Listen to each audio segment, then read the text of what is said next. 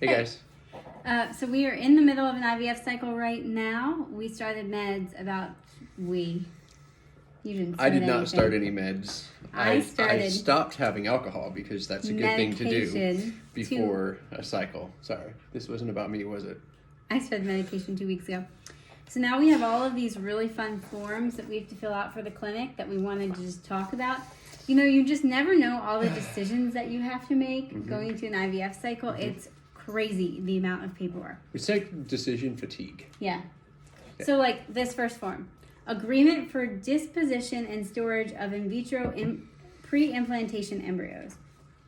So basically, when you do IVF, you have a bunch of embryos, hopefully, and they're 3 to 5 days old, and we are going to freeze all of them and put them in me later. And so we had to go through all of these scenarios, like what happens if he dies? What happens to the embryos? If I die, I have to sign a paper that says if I die, she still has the rights to the embryos. Right, because they're half his. Exactly. And then if I same die, here. If she dies, she's got to sign a paper that she agrees that I get to inherit or whatever, not inherit.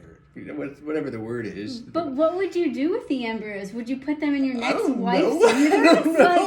Like, that's so weird to even think about. I mean, at least I have the decision power. Right, at that but point. it's crazy. And then it's like, what happens if, like, the RV crashes and we both die? Then what? Then well, we decided donate to some of our friends that could use them. And our friends would transfer them in her uterus and hopefully raise our children one day. But it's like, who actually thinks about this stuff? Like, I guess what's crazy to me is every one of these where either somebody was super creative in how bad things could go, which lawyers, or it actually happened.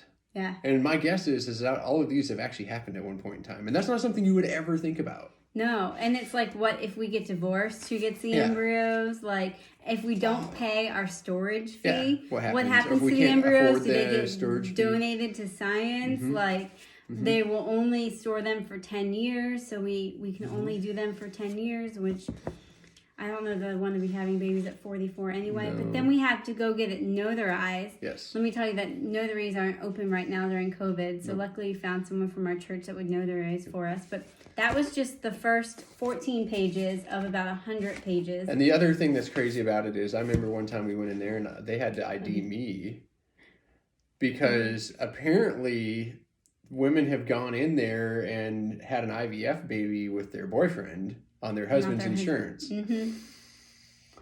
I didn't know anyone would have thought of that. Yeah, it's crazy things have happened.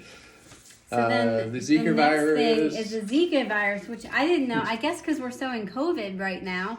Nobody's traveling. Nobody's thinking about Zika, but Zika's still a thing. So we had to sign this whole thing whether we're going to get tested for Zika virus, and then it's got like pages and pages of Zika. What you do if you get Zika and how it harms your baby if you get Zika. Then you have to sign this whole waiver and get that notarized, and you have to do a Zika virus questionnaire.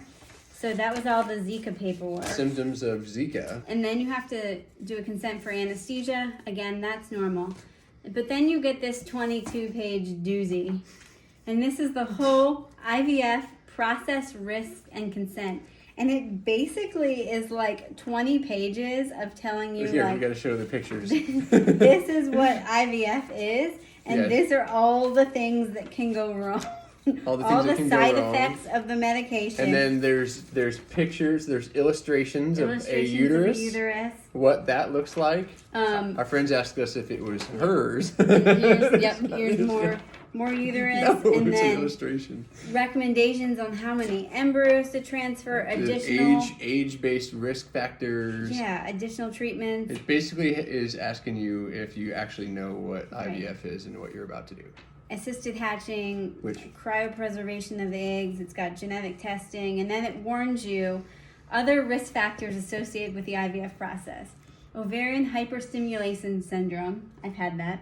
Cancer. Haven't had that. Yeah, no. Cyst formation, ovarian twisting, and then it tells you all the risks of getting pregnant, which you're clearly doing this because you want to get pregnant, but and then it's like the risk to the offspring, overall risk, childhood cancers, infant development, risk of multiple pregnancy, alternatives to IVF, psychological effects of infertility treatment. Because apparently weren't aware enough of those. Guys, it's still going.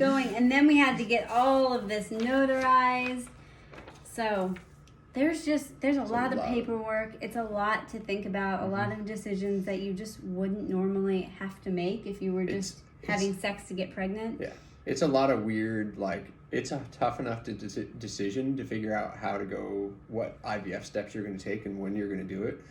And then you have to spend more decision power thinking about these weird, well, what if?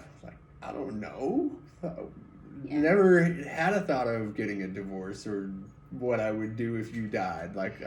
Yeah. So anyway, now we are prepared. Now we have to go update our will and add money for our potential donors if we die. To our will. Anyway. But we just thought we'd walk you guys through our process tonight of signing all the paperwork. Yeah. Shots happen tomorrow. More shots are added tomorrow. Additional hormones. Yeah. Looking forward to updating you on the process as it continues. Cool. Okay. See ya. Have a good night.